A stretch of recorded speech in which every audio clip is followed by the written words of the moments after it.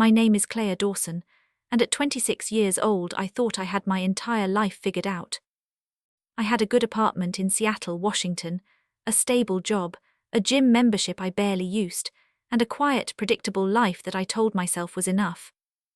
I had dated men before, a few serious relationships, nothing that ever felt complete, nothing that ever felt like the stories you read about, the ones where someone says, "When I met her, I just knew."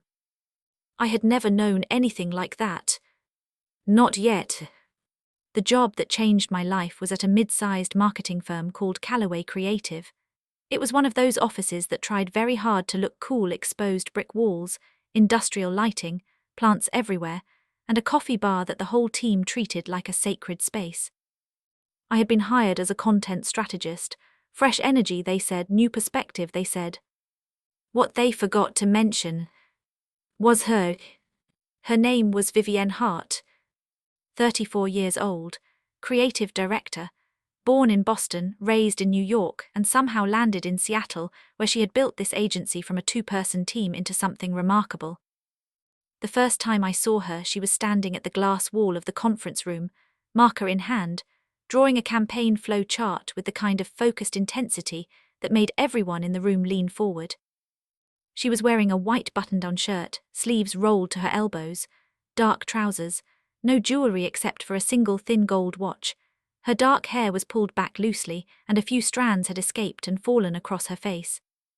She didn't push them away. I remember standing in the doorway with my first day onboarding folder pressed against my chest, and thinking something I had never thought before in my entire life. She is the most beautiful person I have ever seen. Not handsome, not attractive in some distant, objective way. Beautiful. The word landed in my chest, like something being placed down very gently and very deliberately. And then my new colleague, a warm, funny woman named Dana, appeared beside me and whispered, "That's Vivienne. Don't be nervous, she's intense but she's brilliant. Everyone loves her." I nodded, I smiled. I did not say what I was actually thinking, because I had no idea what I was actually thinking. My name is Claire Dawson, and at 26 years old, I thought I had my entire life figured out. I had a good apartment in Seattle, Washington, a stable job, a gym membership I barely used, and a quiet, predictable life that I told myself was enough. I had dated men before, a few serious relationships, nothing that ever felt complete, nothing that ever felt like the stories you read about, the ones where someone says, "When I met her, I just knew." I had never known anything like that. Not yet. The job that changed my life was at a mid-sized marketing firm called Calloway Creative. It was one of those offices that tried very hard to look cool: exposed brick walls, industrial lighting, plants everywhere, and a coffee bar that the whole team treated like a sacred space. I had been hired as a content strategist. Fresh energy, they said, new perspective, they said. What they forgot to mention was her. Her name was Vivienne Hart, 34 years old, creative director, born in Boston, raised in New York, and somehow landed in Seattle, where she had built this agency from a two-person team into something remarkable. The first time I saw her, she was standing at the glass wall of the conference room, marker in hand, drawing a campaign flow chart with the kind of focused intensity that made everyone in the room lean forward. She was wearing a white button-down shirt, sleeves rolled to her elbows, dark trousers, no jewelry except for a single thin gold watch. Her dark hair was pulled back loosely, and a few strands had escaped and fallen across her face. She didn't push them away. She just kept writing. I remember standing in the doorway with my first day onboarding folder pressed against my chest, and thinking something I had never thought before in my entire life. She is the most beautiful person I have ever seen. Not handsome, not attractive in some distant, objective way. Beautiful. The word landed in my chest, like something being placed down very gently and very deliberately. And then my new colleague, a warm, funny woman named Dana, appeared beside me and whispered, "That's Vivienne. Don't be nervous, she's intense but she's brilliant. Everyone loves her." I nodded, I smiled. I did not say what I was actually thinking, because I had no idea what I was actually thinking. She was not unkind, let me be clear about that. She was warm with her team in a quiet, steady way. She remembered birthdays. She pushed back on deadlines that were unreasonable. She advocated for her people behind closed doors. But she was also exacting. She expected precision. She did not accept good enough when she knew you were capable of brilliant. In my first week, she reviewed a content brief I had submitted and sent it back with 12 comments. 12. Not cruel comments, not dismissive ones, but detailed, specific, honest ones. This paragraph is trying to say 3 things at once. Which one matters most? Your instinct here is right, but you stopped 1 layer too early. Go deeper. Claire, this is good, but I think you know it can be better. Don't submit the draft, submit the version. I stared at that last comment for a long time. Don't submit the draft, submit the version. I revised the brief completely from scratch. And when I resubmitted it the next morning, her response came back within the hour.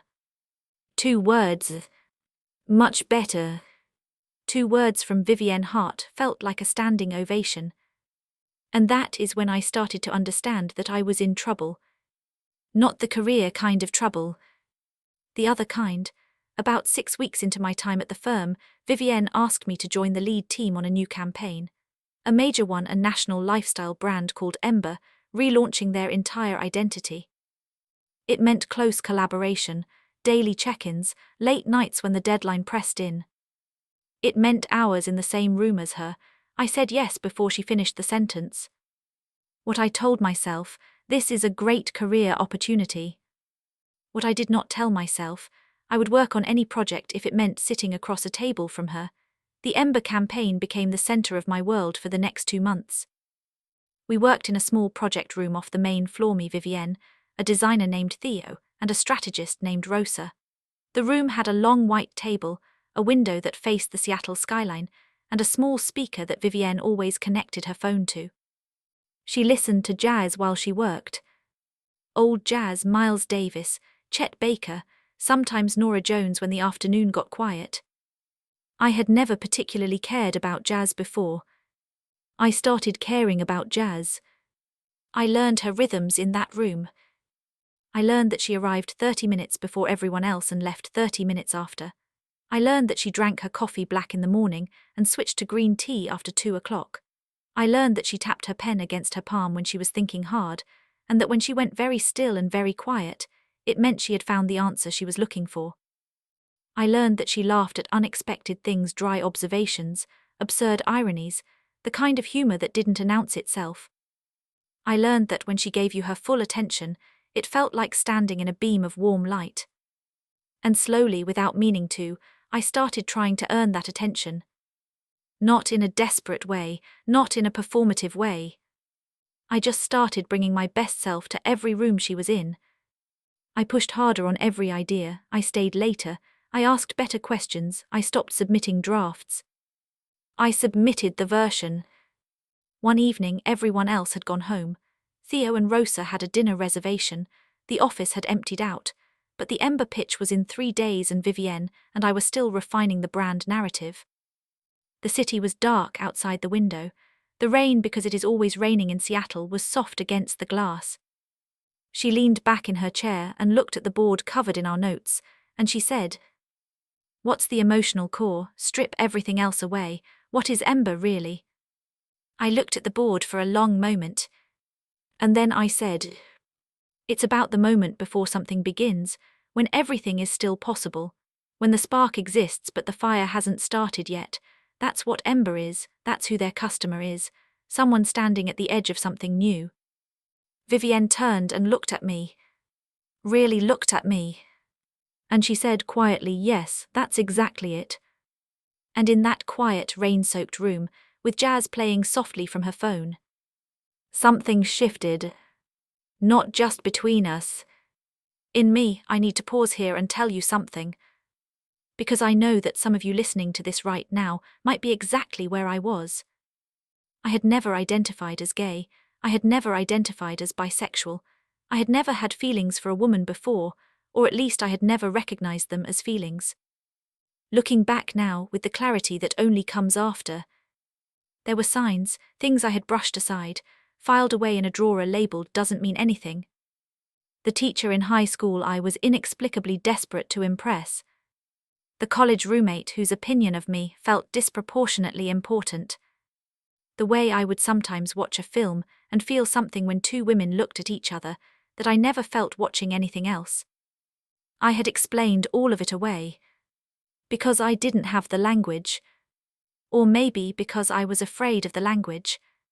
Here is what I know now that I wish someone had told me then. Realizing you love women doesn't always come as a revelation. It doesn't always arrive like lightning, dramatic and obvious. Sometimes it arrives like a slow dawn. So gradual you almost miss it. Until one day you look up and realize the room is full of light. And for me, that light had a name. Vivienne. The Ember pitch happened on a Tuesday afternoon. We went in as 4 people with one unified idea. Vivienne presented the strategy, I presented the narrative, Theo walked through the visual identity, Rosa anchored the market analysis. We were good, we knew we were good. But it still felt like holding your breath for 45 minutes straight. The client, a woman named Sandra, sat at the head of the table with her team on either side, and she listened to every word with an expression that gave nothing away. Until the end, when she looked at Vivienne and said, "This is the first pitch I've sat through in 2 years that felt like someone actually understood what we're trying to do. We won the account." Back at the office, there was that particular joy that only a hard-won victory produces, slightly disbelieving, slightly giddy, deeply satisfying. Theo ordered champagne from the restaurant downstairs, someone put music on, the whole team gathered.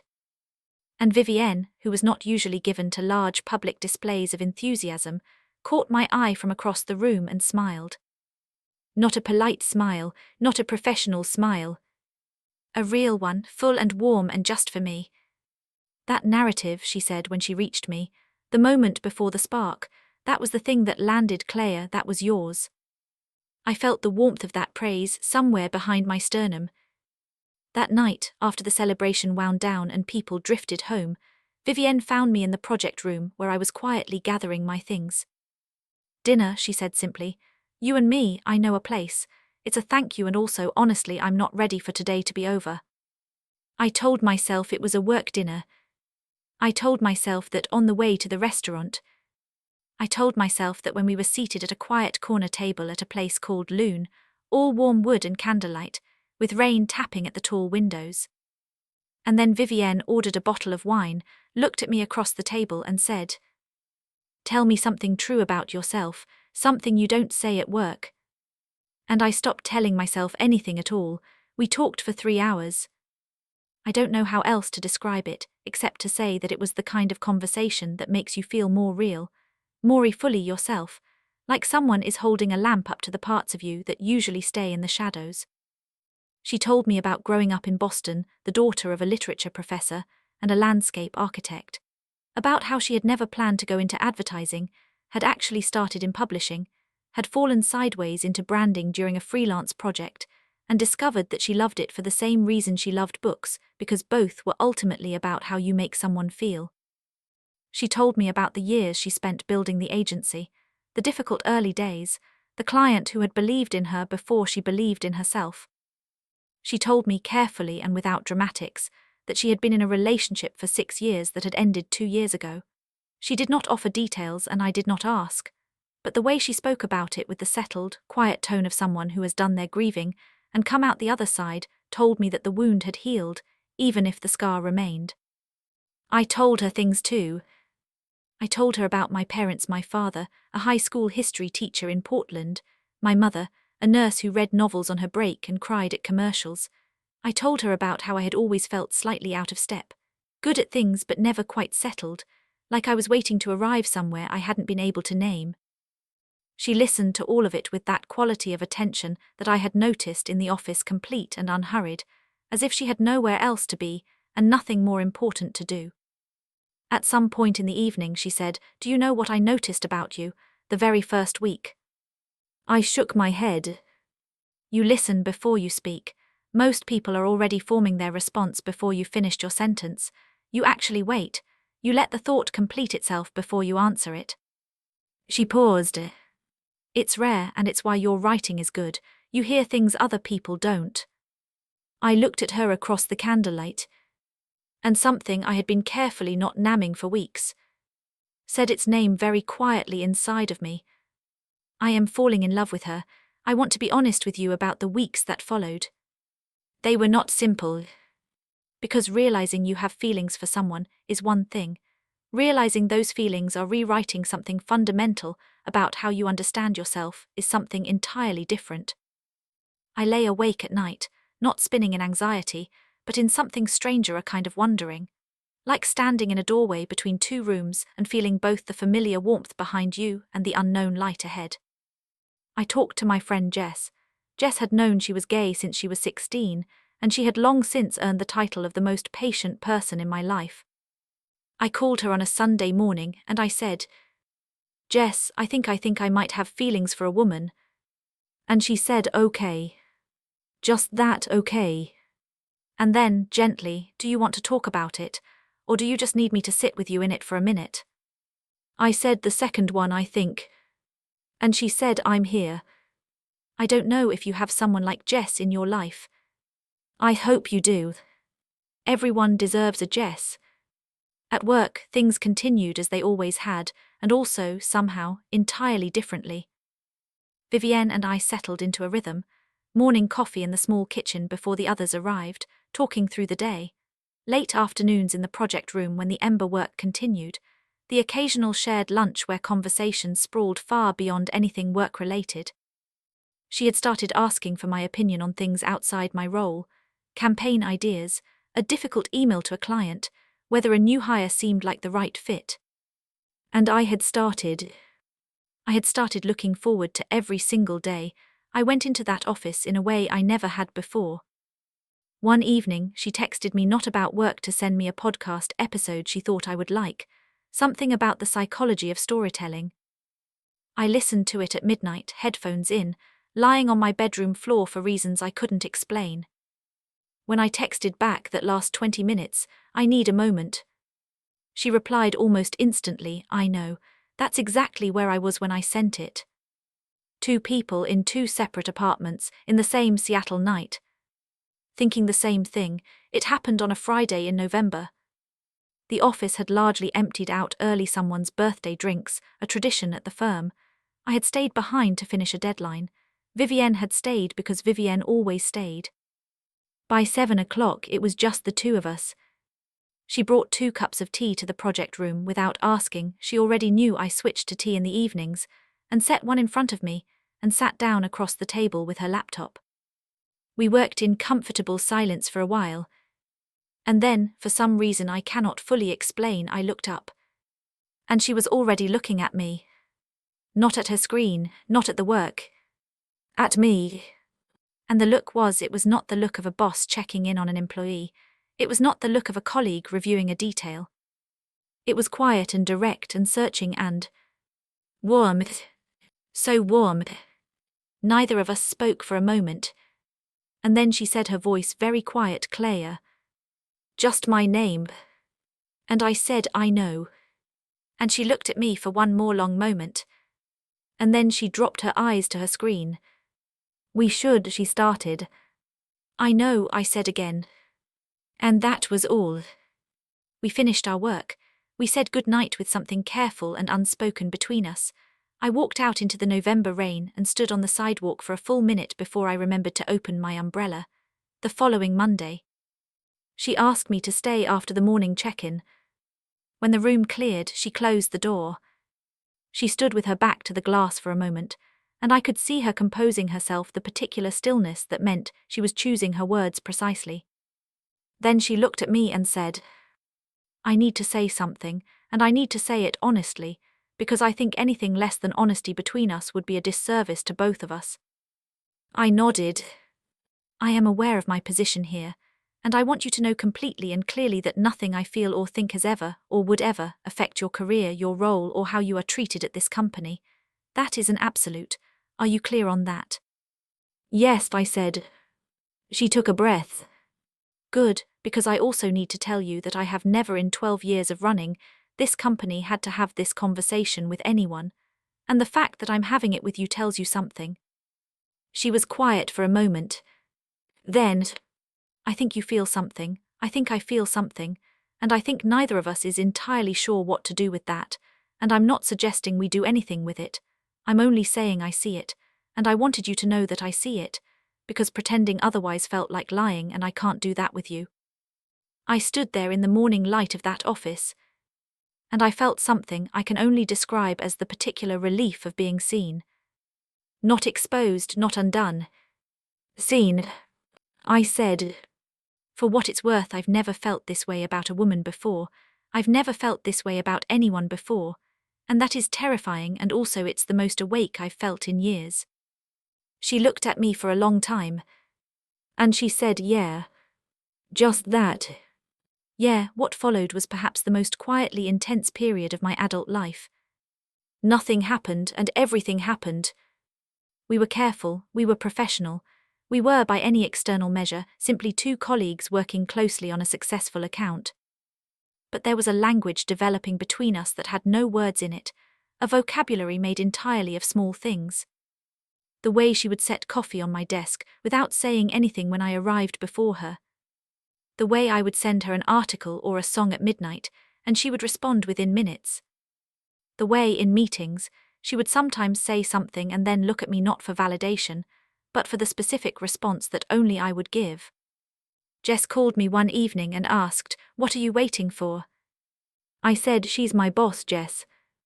And Jess said, "I know, and she clearly knows that too. I'm not saying it's simple, I'm asking, what are you waiting for?" I didn't have an answer, because the truth was I wasn't waiting for permission. I wasn't even waiting for the right moment. I think I was waiting for courage. Calloway Creative held its annual holiday party in December at a rooftop venue in Capitol Hill.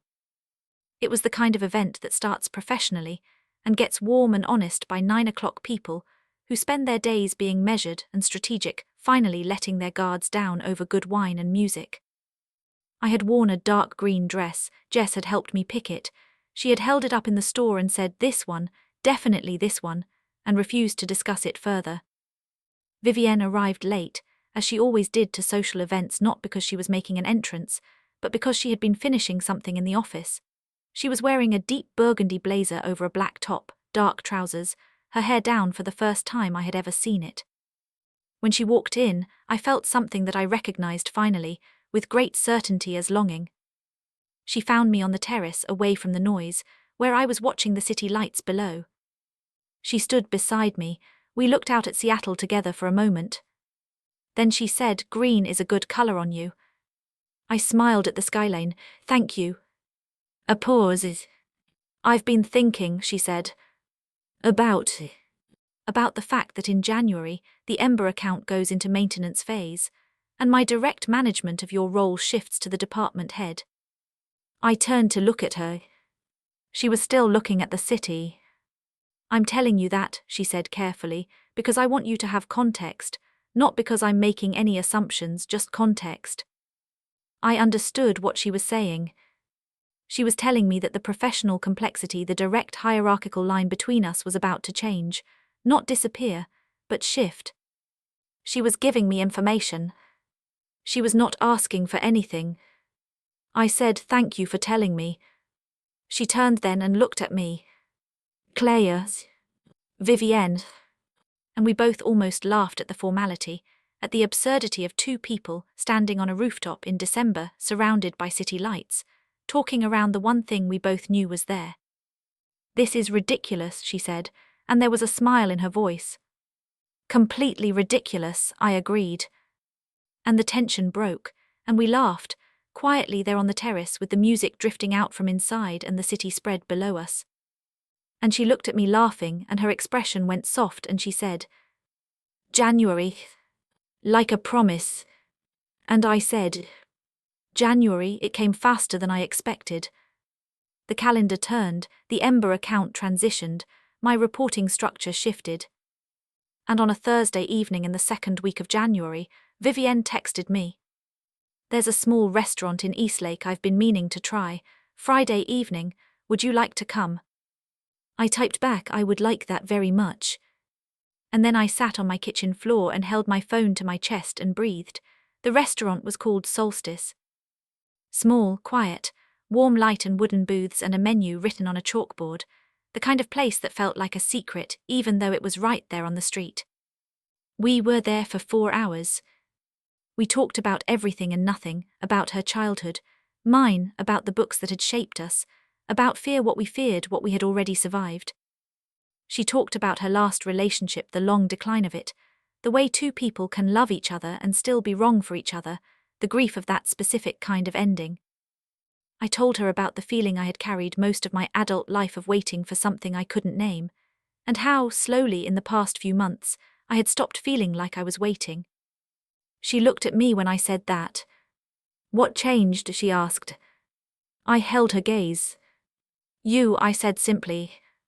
She reached across the table and her fingers touched the back of my hand, gently, just arresting. And that small touch, that single point of contact in a warm restaurant on a January night, was more meaningful to me than anything that had come before it. After dinner we walked.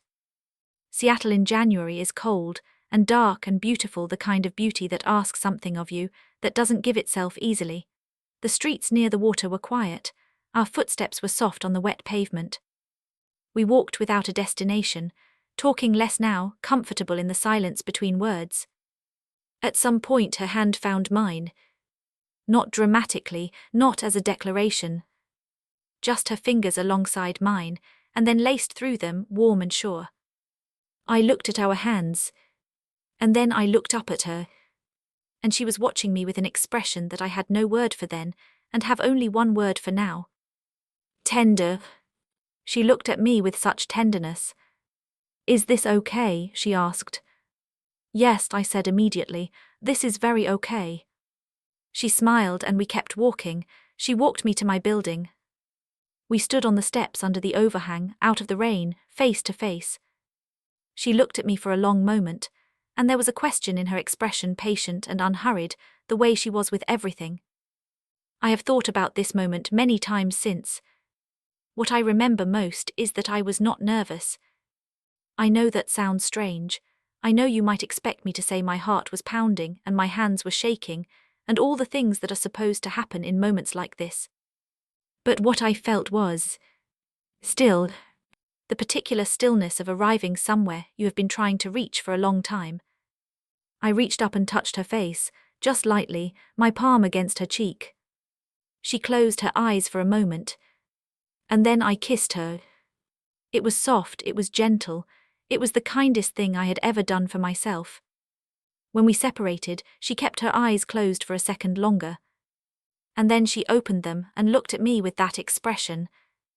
And I understood something I had never understood before. I understood what it meant to feel at home in a moment. "Hi," she whispered. I laughed softly. "Hi. I've been wanting to do that since October," she said. "October," I said. "I've been wanting to do that since my first day." She laughed then, a real, full laugh, and pulled me into a hug. And I stood there in the January rain, held by this extraordinary woman, and felt something enormous and quiet settle into place. The weeks that followed were a kind of education.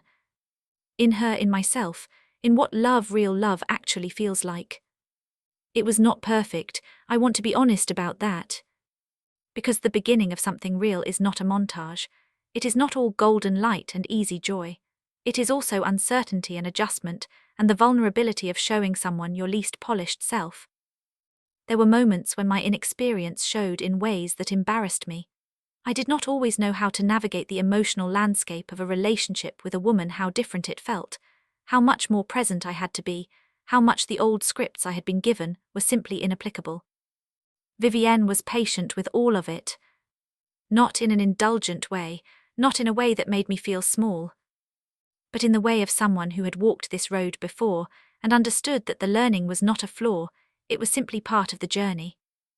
She gave me a book once, handed it to me over coffee on a Sunday morning, without ceremony, a slim collection of poetry by Adrienne Rich. "No explanation," she said, "just read it when you're ready." I read it that afternoon, and I cried. Not from sadness, from recognition, Telling my parents was the part I had dreaded most. My mother is a warm woman, generous, the kind of person who always makes room at the table, literally and metaphorically, but she is also a woman of her generation, with ideas about things that I had never had reason to challenge before. My father is quieter, thoughtful, a man who takes time to respond but almost always says the right thing eventually. I went home to Portland in February and sat them down on a Sunday afternoon and said, "I need to tell you something. I'm in a relationship, and it's with a woman. Her name is Vivienne, and she is the most remarkable person I have ever met." My mother looked at me for a long moment, and then she said, "Are you happy?" I said, "Yes, more than I've ever been." And she reached out and took my hand and said, "Then that's what matters." My father was quiet for longer, but when he spoke, he said, "I want to meet her." And that was that. Not every story is that simple, I know that. I am deeply, deeply aware of my privilege in this moment, the luck of the family I was born into. If your story is harder, if the people you love need more time, or more education, or if they have not come to understanding yet, please know that your love is no less real, no less valid, no less worthy of every single thing that I have just described. I want to tell you about her, really tell you. Because in the rush of telling a love story, it's easy to let the beloved become a romantic symbol, a feeling, a turning point, a catalyst. But Vivienne Hart is a person, a full, complicated, extraordinary person. She cares about things deeply and doesn't always show it loudly.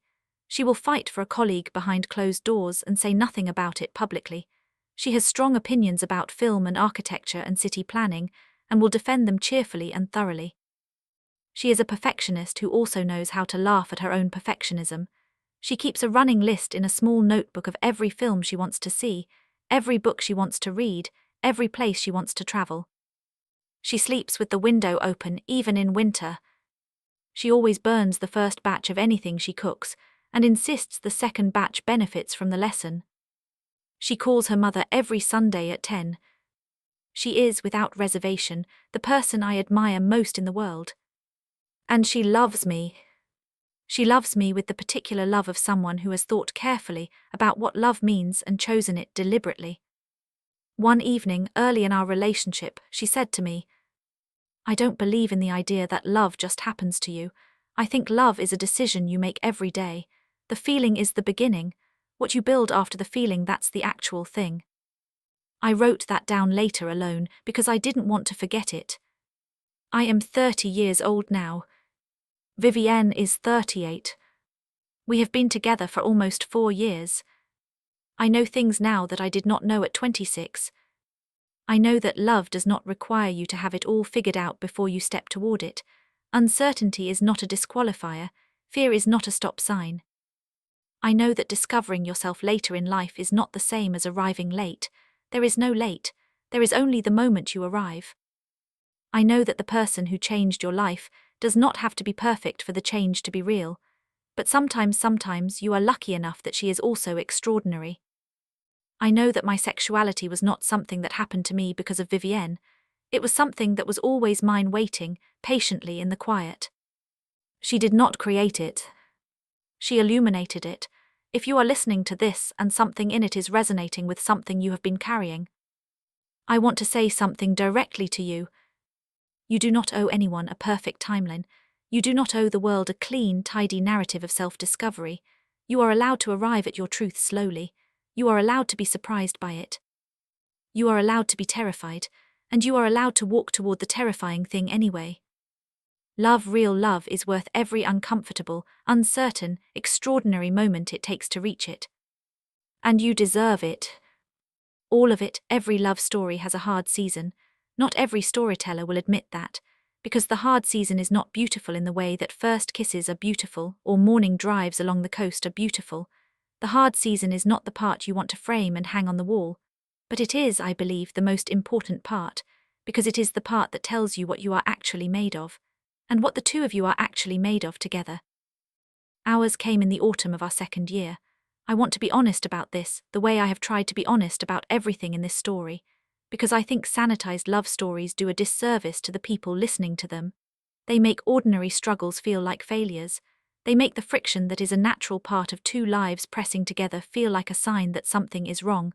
So let me tell you what our hard season looked like, and let me tell you what we did with it. By our second autumn together, the initial luminosity of the relationship, that particular golden quality of new love, where everything feels elevated and everything the other person does feels like a small miracle, had settled into something more ordinary. And I mean ordinary in the truest, most beautiful sense of the word. We had a life, a routine, groceries and laundry and evenings on the couch and all the small negotiations that make up a shared existence. But ordinary also brought its challenges. Vivienne worked too much. This is not a criticism, it is simply a fact about who she is and who she had been long before she met me. The agency was entering a significant growth phase, new clients, new hires, more pressure on her as its founder and creative head. There were weeks when I barely saw her, and when I did see her, she was often tired in a way that left little room for much else. I understood this intellectually. Emotionally, it was harder. I had built my sense of this relationship in those early months around her presence, her attention, the feeling of being truly seen by her, which had been one of the foundational experiences of falling in love with her. When that presence became less available, not gone, not withdrawn, but simply rationed by the realities of her life, I found myself struggling in ways I was not proud of. I became quieter than I should have been.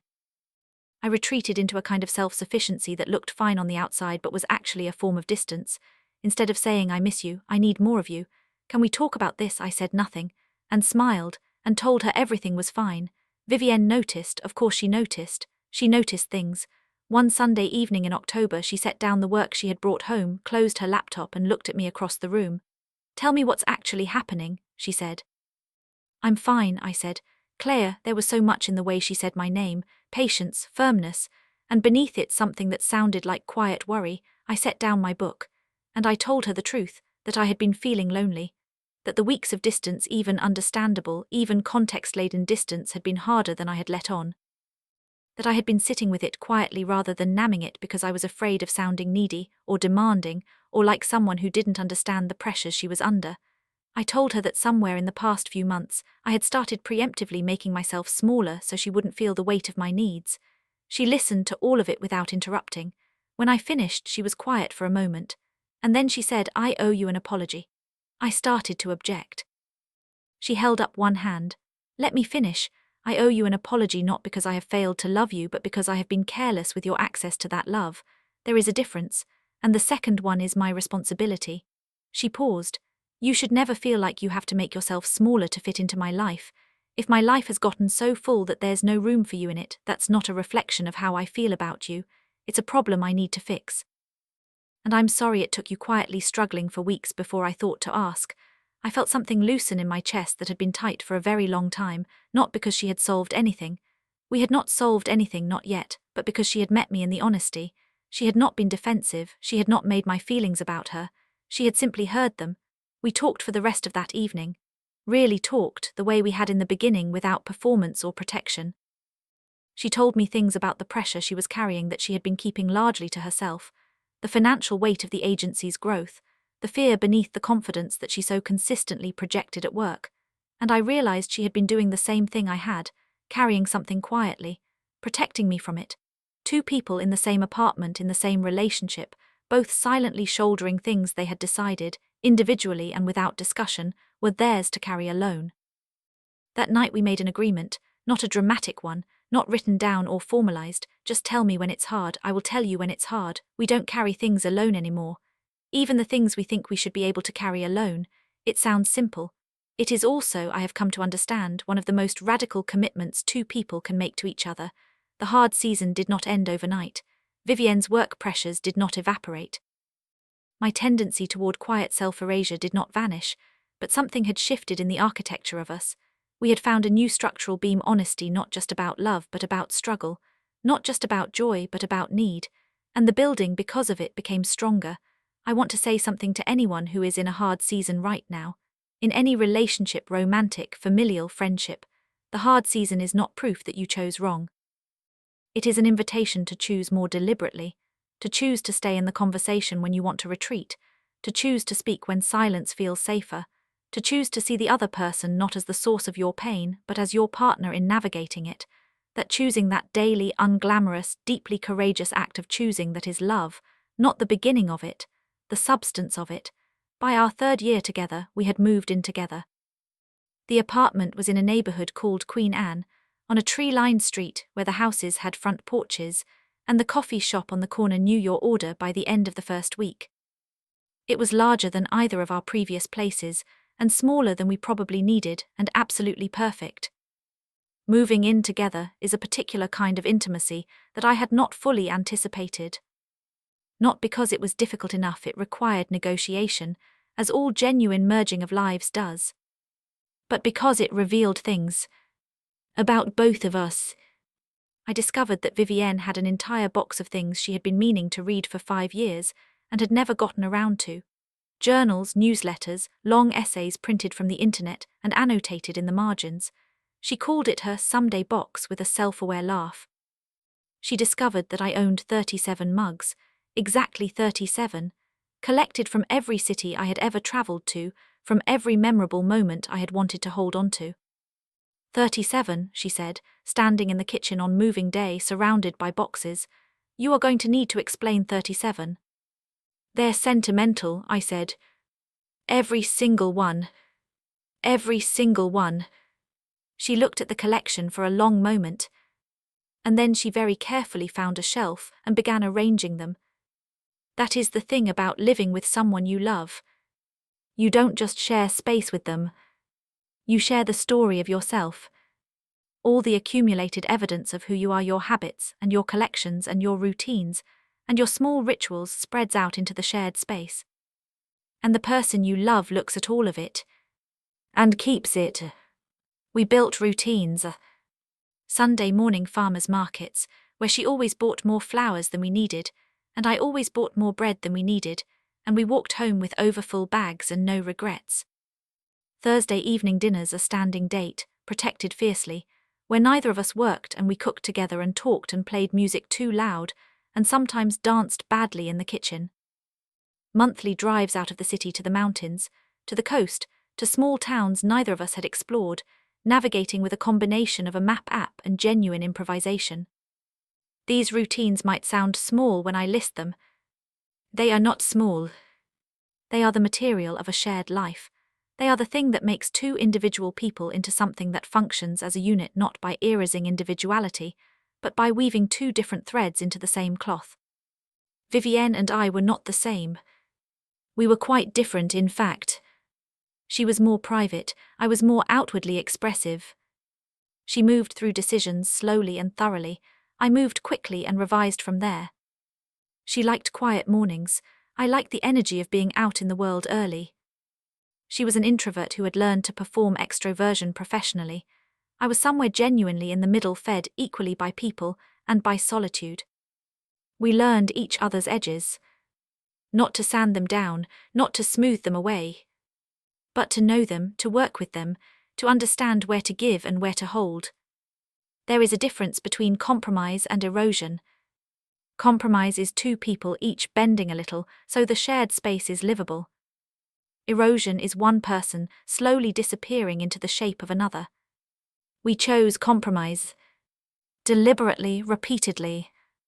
I want to tell you about one particular evening in our 3rd year, because it crystallized something for me that I have been trying to articulate ever since. It was a winter night, one of those Seattle nights when the darkness comes early and the rain is steady and the whole city feels turned inward. Vivienne had had a difficult week. A client had made a decision that undid months of work. She had handled it with her characteristic composure at the office, but I knew by then, I knew her the way you know a piece of music you have listened to hundreds of times, that she was tired in a way that went past the physical. I did not ask her how she was doing. She would have said fine and meant it and also not meant it.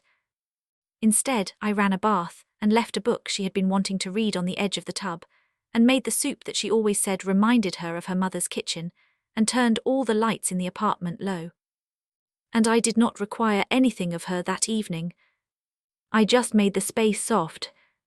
She came out of the bath an hour later and found me on the couch reading. She sat down beside me, put her head on my shoulder, didn't say anything for a while. Then, "How did you know?" I know you, I said simply. She was quiet for another moment. And then I love you, I don't say it enough, I love you a great deal. That is the thing about long love. The grand gestures are not what sustain it. What sustains it is the daily literacy, the learning to read the person beside you so fluently that you can sometimes meet their need before they have named it. That literacy takes time.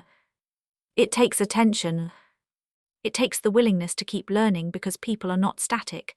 They grow and shift and surprise you. Vivienne at 38 is not the same person as Vivienne at 34. I at 30 am not the same person as I was at 26. We grow together. And we grow in parallel. And love, practiced well, makes room for both. I think about my parents sometimes in this context. My mother and father have been married for 32 years. I once asked my father, what is the secret? He thought about it for a while. He is the kind of man who thinks before he answers. And he said, I wake up every morning and I choose her. Some mornings that choice is easy. Some mornings it is a decision I have to make deliberately, but I make it every morning, and so does she. He paused again. That's it, that's the whole secret. There is no other one. I carry that with me. Every morning, there is a version of me that existed before all of this. 26 years old, a new job, a quiet, predictable life that she told herself was enough. She was not unhappy, I want to be fair to her. But she was incomplete in a way she had no vocabulary for. She was living in a story that fit her well enough from the outside, but never quite fit from the inside. She had never been truly seen. She had never truly seen herself. I look back at her with enormous tenderness.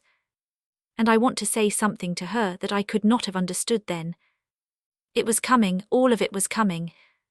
The clarity, the love, the terrifying, beautiful expansion of a life that finally fits you from the inside out. You were not broken, you were not late, you were not wrong for not knowing. You were on your way. I am 30 years old now. I am a woman who loves a woman. I am a woman who knows what she wants, who she wants, and claims that knowing without apology. I am a content strategist who has since been promoted to creative director at a different firm, a thing that happened partly because of the skills I developed and partly because of the standard that was set for me, that standard being Vivienne, who showed me what it meant to bring your full intelligence and full integrity to your work every single day. I am a daughter who sat across a Sunday table in Portland and told her parents the most important truth about herself, and was held rather than rejected. I am a friend who calls Jess every week, who owes Jess more than she will ever fully repay. I am a woman who owns 37 mugs. I am a woman who has learned to speak when silence feels safer, to stay when retreat feels easier, to ask for what she needs and to ask it clearly. I am the woman who walked into an office on a Monday morning 4 years ago and stood in a doorway and watched a person she had never met draw a flow chart on a whiteboard, and felt something shift inside her. And last week, on a Tuesday evening in our apartment in Queen Anne, with jazz playing from the kitchen speaker and rain tapping at the window and the city glowing outside in the dark, Vivienne sat down across from me at our table. She had a small box in her hand. She set it on the table between us. She did not make a speech. She is not a speech person. She is a precision person, a person who believes in the specific weight of the exact right words. She said, I've been thinking about forever, and when I think about forever I only ever picture one thing. She opened the box. You. I looked at the ring. I looked at her. I thought about that 26-year-old standing in a doorway, with her onboarding folder pressed to her chest, watching a woman she had never met with a feeling she had no name for. I thought about the rain, the jazz, the 37 mugs, the hard season and what it built, the coast road and the lighthouse and the woman named Harriet and the apple cake. I thought about January. I thought about you. And I said yes. Not loudly, not dramatically. I reached across the table, and I took her face in both my hands the way I had on that first cold January night on my building's front steps. And I said, yes, 1,000 times yes. She smiled. That real smile, the full one, the one she saves. And she slid the ring onto my finger. And the jazz played softly in the kitchen. And the rain was steady against the glass. And the city spread below us, glowing in the dark. And I was, finally, completely, entirely, home. Last spring, Vivienne and I drove down the Oregon coast. We had been planning it for years and kept postponing work, life, the endless negotiation of two busy schedules. We finally just went. We drove with the windows down and music playing and no agenda. We stopped at small towns and overlooks, and a lighthouse that had been converted into a bed and breakfast, run by a woman named Harriet who pressed apple cake into our hands and demanded we stay for tea. We walked on cold beaches at dusk. We read the same book at night, passing it back and forth between us. One morning, very early, we sat on a sea-facing balcony wrapped in blankets with coffee in our hands, watching the light come up over the water. And she reached over and tucked a strand of hair behind my ear. And said nothing.